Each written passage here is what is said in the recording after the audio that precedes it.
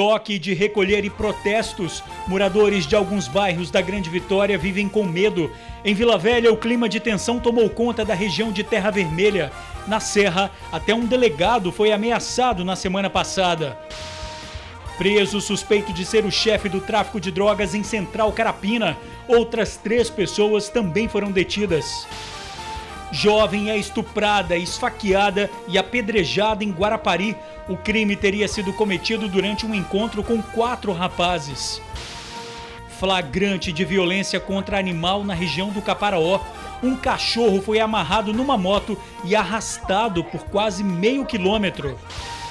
Susto em Cariacica. Uma Kombi desgovernada destruiu o muro de uma casa. Não devo mentir para o meu pai. Rafael teve que escrever 200 vezes a mesma frase. O castigo imposto pelo pai dele viralizou na internet. Uma especialista ouvida pelo TN analisa o fato. Seminário discute as vantagens do uso de smartphones na educação. O modelo já é adotado em escolas da rede pública do estado. E ouvidoria itinerante faz mais de 3.000 atendimentos em Vila Velha. A gente volta em 1 minuto.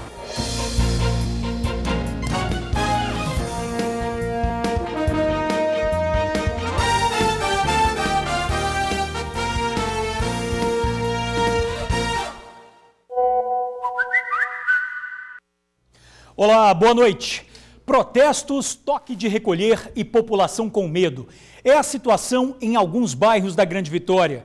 Em Vila Velha, o clima de tensão tomou conta da região de Terra Vermelha.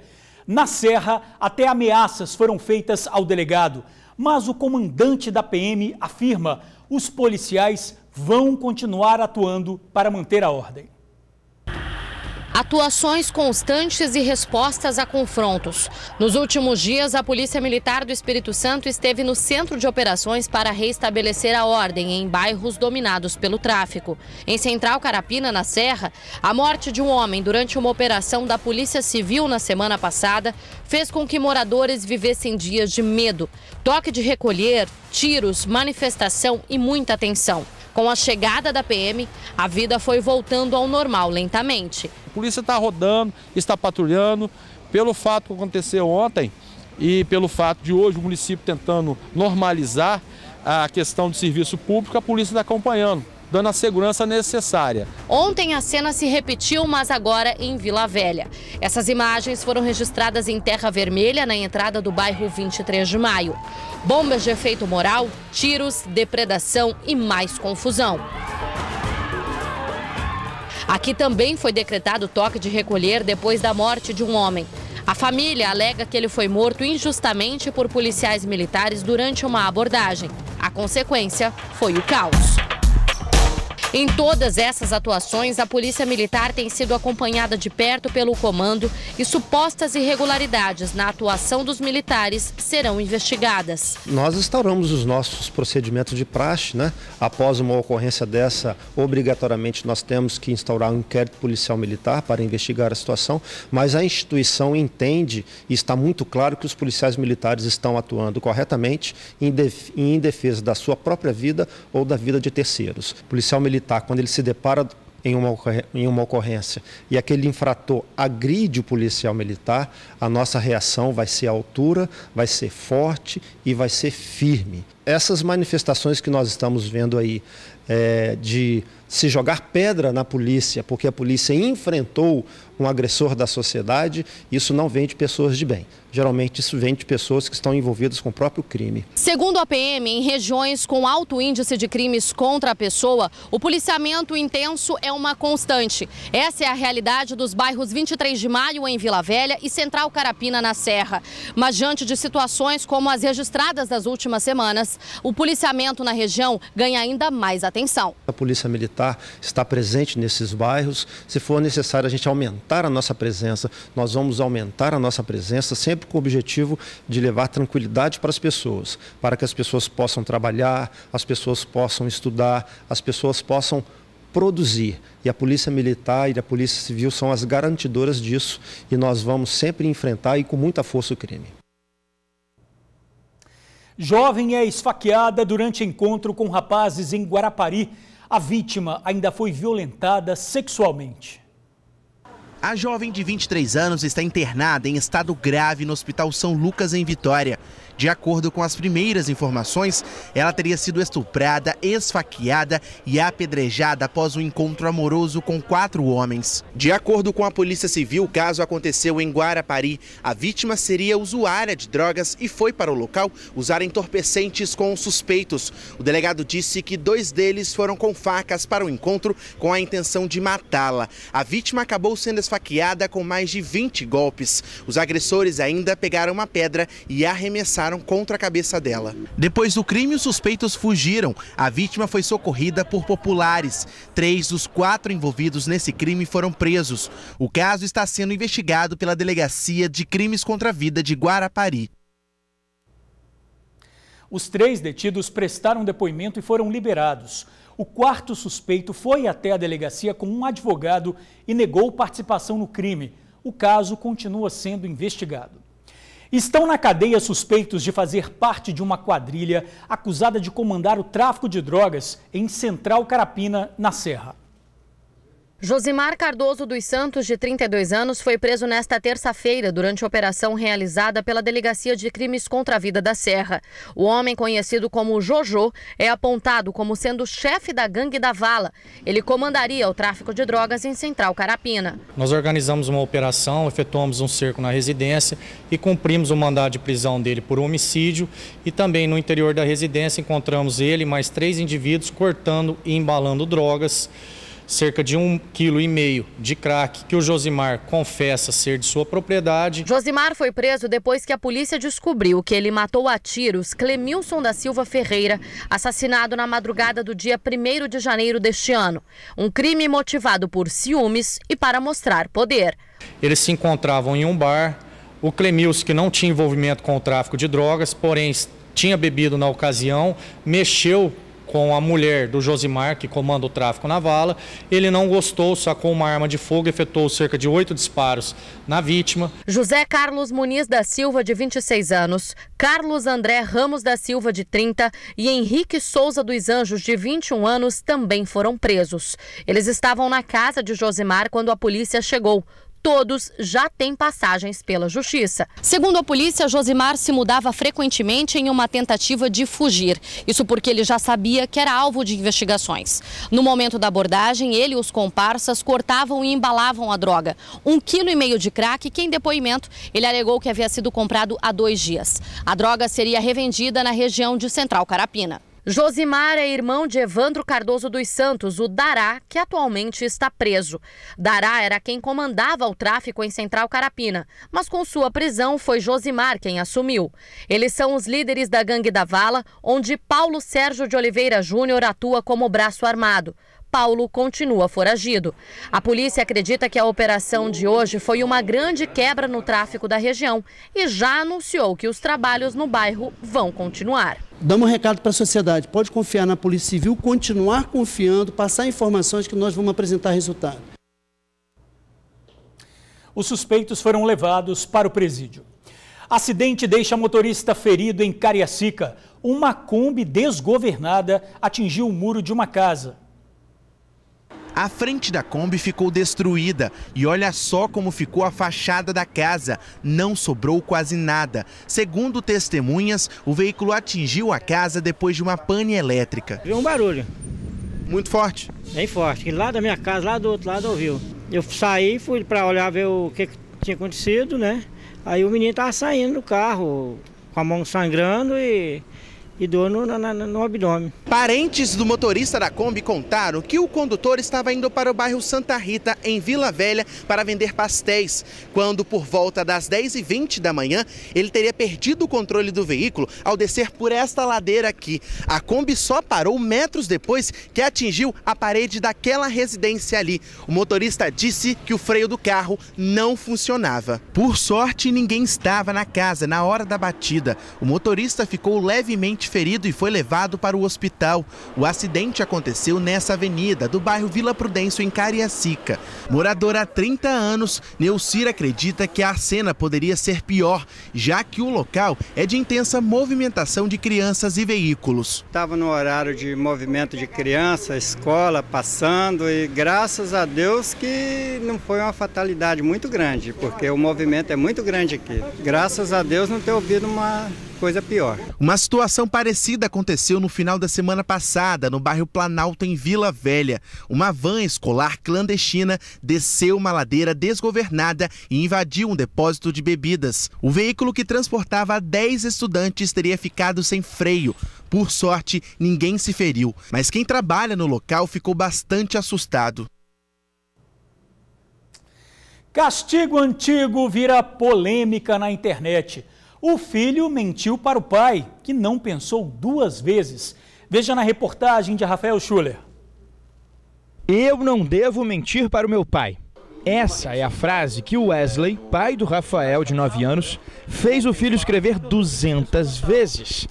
A tarefa, ou melhor, o castigo, foi dado ao menino depois que o pai descobriu uma mentira. Eu passei uma tarefa para ele, uma tarefa bem simples, que era fazer o dever de casa, tomar banho e escovar os dentes. E ele não executou totalmente. E quando eu fui perguntar para ele, ele disse que tinha feito. Eu falei assim, faz o seguinte, pega aquele papel, pega o caderno e a caneta ali para mim, por favor. Ele pegou e escreveu, eu falei, bota assim, não devo mentir para meu pai. E escreveu a primeira frase. Ele falou, pronto, pai, escrevi. Eu falei, não, 200 vezes. O castigo de escrever diversas vezes a mesma frase para fixar na cabeça da criança não é novidade. Mas o empresário afirmou que nunca encostou a mão no filho e nem nunca vai encostar. Por isso, mandou o menino escrever 200 vezes. Eu fui corrigido dessa forma. Eu acho que é melhor do que você partir para um lado agressivo, para um lado de violência ou até uma agressão verbal com uma criança que está em formação, não é o caminho. Só não fiz o dever de casa, não. Entendi. Porque não deu muito tempo. E aí você falou que tinha feito? Sim. Depois de dar o castigo para o filho, o Wesley tirou uma foto do caderno e postou nas redes sociais para saber qual seria a opinião dos amigos e de outros pais. Só que uma das respostas que ele recebeu foi negativa e deixou ele assustado. Então, o pai resolveu fazer uma nova publicação em um grande grupo aqui do estado para saber qual seria a opinião das pessoas. O castigo ganhou uma repercussão tremenda na internet e choveu comentários de todos os tipos na postagem, cada um com uma opinião sobre como tratar a criança nesse caso. Não esperava que fosse ter essa repercussão toda e principalmente de pessoas aprovando, pessoas que passaram por esse castigo, outras até, nossa, ótima ideia. Porque hoje em dia, como que a gente faz com uma criança? Você utiliza todo o seu tempo trabalhando, você chega tarde em casa, então acaba que a gente fica meio perdido, nós como pais, perdido de como criar uma criança, né? Mas foi total aceitação, todo mundo aprovou. E estourou como estourou aí. Para esta especialista em tratamento infantil, a conversa entre o pai e o filho é essencial. Quando a criança te dá indicadores de mentira, certamente tem algum sentimento escondido, tem alguma coisa escondida que você de fato precisa sondar e precisa saber. Então, antes mesmo do castigo, você tem que perceber o que está acontecendo. Às vezes ele está com alguma dificuldade escolar, a questão da adaptação, que a adaptação não é a primeira escola, a adaptação ela acontece na nossa vida o tempo todo. Ele pode estar sentindo uma certa dificuldade e ele mentiu dizendo que não fez a tarefa. O castigo que ele passou foi um castigo de escrita. Se eu mando meu filho para a escola para o estímulo da escrita, eu procuro escolas preparadas para o estímulo da escrita e de repente eu deparo com um castigo com a escrita, então há uma dicotomia nesse sentido. Eu quero que meu filho escreva, mas ao mesmo tempo eu boto ele de castigo num estado difícil, sentimentalmente falando, e ele está escrevendo 200 vezes. Então eu penso que a gente pode dar um tiro no pé. A relação de pai e filho não mudou entre esses dois. Wesley e Rafael continuam sendo melhores amigos. Agora, é certo que o menino praticou a caligrafia dele e aprendeu algo também, né? Aprendi que não posso mais mentir pro meu pai. A tecnologia e o aprendizado. Um seminário discutiu como o uso de smartphones pode auxiliar estudantes da rede pública estadual. O evento reuniu professores e especialistas na área da educação. O seminário teve o tema Ensino Híbrido, o uso da tecnologia em favor da aprendizagem. A cerimônia de abertura foi feita pelo governador Paulo Artung. Em seguida, o secretário de Educação do Estado e especialistas em sistemas educacionais deram início a uma série de palestras e debates sobre o uso de tecnologias, principalmente smartphones, no processo de educação dos alunos da rede pública de ensino no Espírito Santo. Uma ideia nossa, né, é que o jovem, com seu smartphone, né, que até 2015 era proibido dentro da escola, a gente revogou essa lei, possibilitando o uso sobre a orientação do professor e tal, para aprendizagem. A nossa ideia é que o nosso adolescente, o jovem na escola, igualmente acontece em vários ambientes, ele tenha conexão gratuita, né, via Wi-Fi, né, via essas conexões de internet rápida, para ter acesso ao conhecimento que é universal, né, dentro da escola, e que ele possa, com isso, aprender a usar a internet para estudar, para aprender, e aí ele poderá aprender em qualquer lugar. Essa modalidade de ensino já existe no Estado. O evento teve o propósito de discutir e alavancar essa proposta. A tecnologia promete também ajudar na avaliação da aprendizagem dos alunos, que será feita constantemente pelos professores. A gente tem que pensar a escola para além dos seus muros. Há um momento que o jovem está na escola, que ele aprende, mas ele pode estar aprendendo o tempo inteiro. E é muito importante observar que os nossos jovens, mesmo os jovens das escolas públicas, e eu testo isso quando vou às escolas, que são de famílias de renda menor, já conseguem comprar um smartphone. E o smartphone é a comunicação global, integral, é a internet ligado e o conhecimento universal à disposição de todos. Ouvidoria Itinerante faz mais de 3.000 atendimentos em Vila Velha. E essa semana o trabalho continua. Todo mundo tem uma reclamação ou sugestão de melhoria para o bairro onde mora, certo? Em Vila Velha, desde outubro do ano passado, a Ouvidoria Itinerante tem recolhido e encaminhado as demandas da população para os setores responsáveis. O Antônio é o líder comunitário do bairro Olaria e fez questão de avisar os moradores sobre a presença do serviço. A partir do momento que eles estão aqui, eu vou passar de morador a morador a forma como ele tem que se comunicar lá com a ouvidoria. Mais segurança, uma sinalização de trânsito melhor ou ainda postos de saúde com mais profissionais para atender as pessoas. Estas são demandas que o líder comunitário costuma receber no bairro Olaria, mas que a própria comunidade poderia encaminhar para a ouvidoria. Qualquer reclamação, procura o líder. O líder que é o responsável, mas não é bem assim. A gente só encaminha, porque eu não sou o dono vamos dizer assim, da ação, né? A prefeitura que tem que mandar os engenheiros, mandar o pessoal da fiscalização, para poder atender aqui o pessoal do serviço, né? Podas, asfalto, quebra-mola. Essa aqui é a van da Ouvidoria Itinerante. De hoje até sexta, 6 bairros de Vila Velha serão visitados. Qualquer pessoa que tenha alguma reclamação ou sugestão pode procurar o serviço, que é o mesmo que funciona também pela internet e pelo telefone. O controlador-geral do município afirma que os resultados são positivos. Somente nos últimos 4 meses, o número de atendimentos mais do que dobrou, ultrapassando a marca de 4.500 demandas mensais. A Ouvidoria Itinerante funcionará até o dia 8 de março. Depois, numa segunda etapa, o serviço continuará acompanhando a execução das solicitações dos moradores. A partir da metade do mês de março, nós vamos implementar a segunda etapa desse projeto, que é o quê? Nós vamos estar presente durante a semana em cada bairro, de cada região de Vila Velha. Essa presença durante toda a semana, ela se dá pelo motivo da gente estar acompanhando os serviços que são oferecidos pela prefeitura, né, nas unidades de ensino, nas unidades de saúde, nas praças e nos parques do município de Vila Velha. Além desse serviço, o morador pode acessar ouvidoriavilavélha.es.gov.br ou ligar para 0800 283 9059. E a seguir, cachorro é amarrado numa moto e arrastado em rodovia. O flagrante foi feito por protetores de animais. A gente já volta. Motociclista é flagrado arrastando cachorro numa moto na região do Caparaó. O animal estava amarrado na moto pelo pescoço e foi arrastado por quase 500 metros. O flagrante foi feito numa rodovia estadual em Iuna. 2 voluntárias de um grupo de proteção a animais viram a cena e seguiram o motociclista. Ele só parou depois que elas gritaram. O homem ainda teria empurrado as voluntárias e tentado tomar o celular das mãos delas.